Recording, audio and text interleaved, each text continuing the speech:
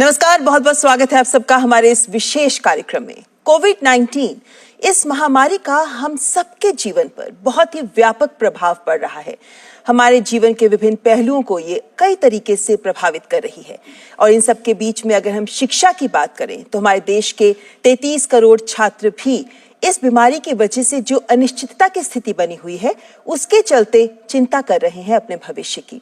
हालांकि केंद्र सरकार वक्त वक्त पर कई ऐसी घोषणाएं भी कर रही है जिससे उनकी कई चिंताओं का, कई सवालों का समाधान हो रहा है, लेकिन फिर भी उनके जहन में, उनके अभिभावकों के जहन में, टीचर्स के जहन में कई ऐसे सवाल हैं जिनके जवाब वो चाहते हैं।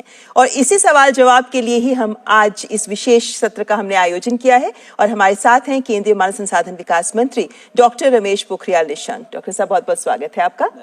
सबसे पहले कि मैं, क्योंकि ये सवाल मैं दर्शकों को बता दूं कि ये सभी सवाल जो आज हमारे पास आए हुए हैं, ये सवाल हमने कल और आज सोशल मीडिया से इन सवालों को आप ही लोगों के जरिए लिया है। तो जिन भी लोगों ने सवाल पूछे हैं उन सवालों के ही जवाब हमारे पास पहुंचे हैं हमारे फेसबुक पेज के जरिए, डीडी न्यूज के ट्विटर हैंडल्स के जरिए। तो जो जो सवाल आप लोगों ने पूछे हैं उन्हीं के जवाब देंगे केंद्रीय मंत्री।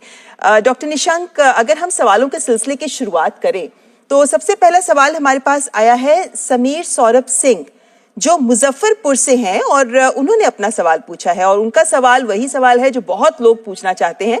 शिक्षा के क्षेत्र में अगर हम देखना चाहें तो एक बड़ा सवाल जो सब लोग पूछ रहे हैं कि नया सत्र कब शुरू होगा, लेकिन उससे पहले एक और बड़ी बात जो सब लोग जानना चाहते हैं कि स्कूल कब खुलेंगे और सोशल डिस्टेंसिंग जैसे नियमों के लिए भी क्या योजना बनाई गई है।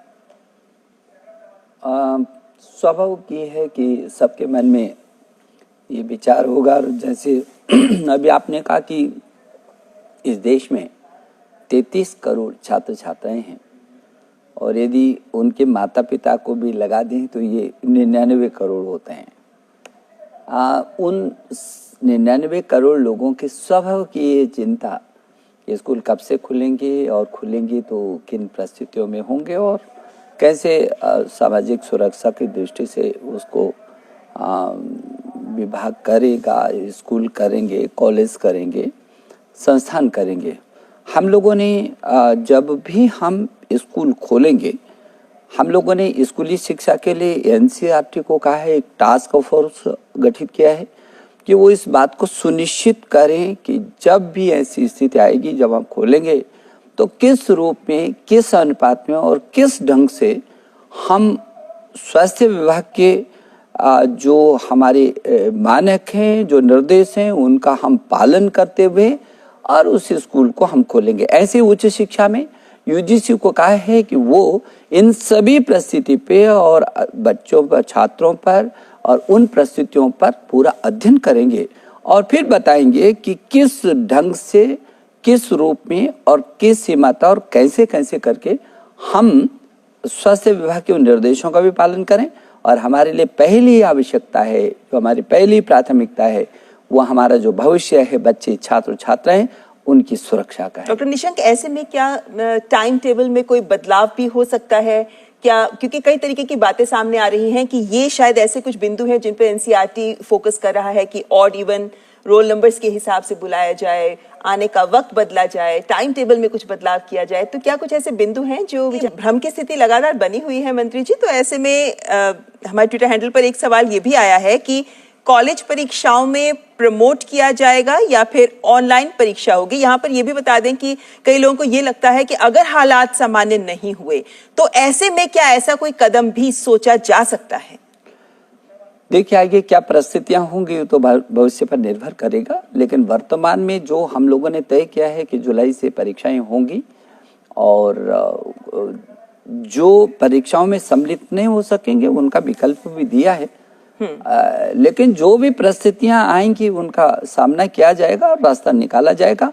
हम छात्रों का वर्ष खराब नहीं होने देंगे, ये हम लोगों ने मन बनाया। और ये आश्वासन बहुत बड़ा आश्वासन है कि छात्रों का साल खराब कतई नहीं होगा। शुभम पाठक सही बैठता है, लेकिन फिर भी मैं पढ़ देती हूँ सवाल, क्योंकि नायक पूछ रहे हैं हमारे ट्विटर हैंडल पर कि अगर हालात जुलाई तक भी ना सुधरे तो जो अंतिम वर्ष के छात्र हैं उनको लेकर क्या कुछ विशेष योजना है? अभी आपने मंत्री जी कहा कि जो अंतिम वर्ष के फाइनल ईयर के जो स्टूडेंट्स हैं उनका एग्जाम जरूर होगा, तो ऐसे में अगर हालात ना सुधरे तो उनको लेकर क्या योजना है?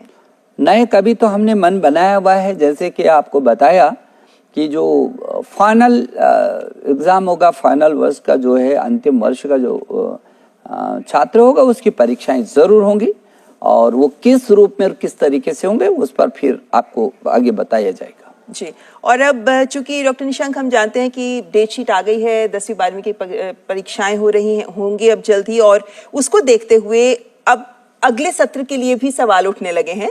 अनिर्बन हमसे पूछ रहे हैं ट्विटर हैंडल पर कि 2020-21 का जो सत्र है उसके लिए 12वीं कक्षा का पाठ्यक्रम कितना कम होगा, क्या कम किया जाएगा? क्योंकि हम देख रहे हैं कि अब एग्जाम्स भी लेट हो रहे हैं, तो जाहिर है परिणाम भी लेट आएंगे, रिजल्ट लेट आएंगे, तो उनको देखते हुए अगले सत्र को लेकर ये सवाल पूछा गया है। अनिर्बन, मुझे लगता है कि अब दो चीजें हैं अभी हमारे सामने। एक तो ये बड़ा संकट है और कितना हम समय को बांध पाते हैं, जोड़ पाते हैं, ये भविष्य में छिपा हुआ है, लेकिन हम उसको समय को पाटेंगे। दूसरा, आपको तो मालूम है कि यदि ये संभव हुआ कि इस देश में जिस तरीके से हम नई शिक्षा नीति को लेकर के भी आ रहे हैं, तो यदि तब तक वो नई शिक्षा नीति घोषित हो गई तो अगला जो समय होगा वो उस पाठ्यक्रम के अनुरूप कैसे होगा उस पर भी विचार की आवश्यकता है। लेकिन आप चिंता मत करिए, खूबसूरत पाठ्यक्रम भी होगा और समय के साथ बहुत अच्छी तरीके से आप पढ़ सकेंगे, और आपको जो पाठ्यक्रम आएगा उसको आपको लगेगा कि हाँ आपकी मनस्थिति के अनुरूप और आपको बहुत तेजी से आगे बढ़ाने के लिए हर दिशा में वो पर्याप्त होगा। जी, नरेश रावत दिल्ली से अपना सवाल पूछ रहे हैं कि चूंकि हम जानते हैं कि लॉकडाउन से पहले ही स्कूल बंद कर दिए गए थे, शैक्षणिक संस्थान सबसे पहले बंद किए गए थे, तो ऐसे में उनका सवाल यह है कि फिर छात्र अपना पाठ्यक्रम कैसे पूरा करेंगे?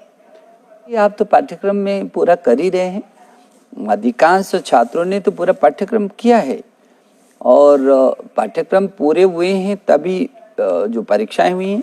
अधिकांश स्थानों पर तो बहुत सारे राज्यों ने तो परीक्षाएं करा भी दी थी जी। बहुत कुछ परीक्षाएं रह गई है, जो परीक्षाएं रह गई हैं उसको वो परीक्षाएं करा रहे हैं, तो पाठ्यक्रम तो पूरा है। लेकिन जहां पाठ्यक्रम मानो 1% आपकी बात से यदि हम सहमत भी हों, तो जो पाठ्यक्रम रह गए हैं उसको अभिभावक और अध्यापक इस बीच ऑनलाइन से पूरा कर रहे हैं, और मैं सभी को बात भी कर रहा हूं और मुझे इस बात की खुशी है कि इस बीच अभिभावक और अध्यापक दोनों मिलकर के छात्रों के लिए बहुत प्रयास कर रहे हैं और उसके कोर्स को वो पूरा करवा रहे हैं। जी बिल्कुल। यहाँ पर फेसबुक पेज पर हमारे पास एक सवाल आया है, विपुल गुप्ता सोनीपत से ये सवाल लिख रहे हैं कि क्या परीक्षा के लिए सभी विश्वविद्यालयों को कॉमन गाइडलाइंस जारी हो सकती हैं? दरअसल इनकी कुछ शिकायत भी थी कि जो गाइडलाइंस जारी की गई हैं उनका पालन यूनिवर्सिटीज नहीं कर रही हैं, तो क्या कुछ कॉमन गाइडलाइंस हो सकती हैं? हालांकि यूजीसी की ओर से तो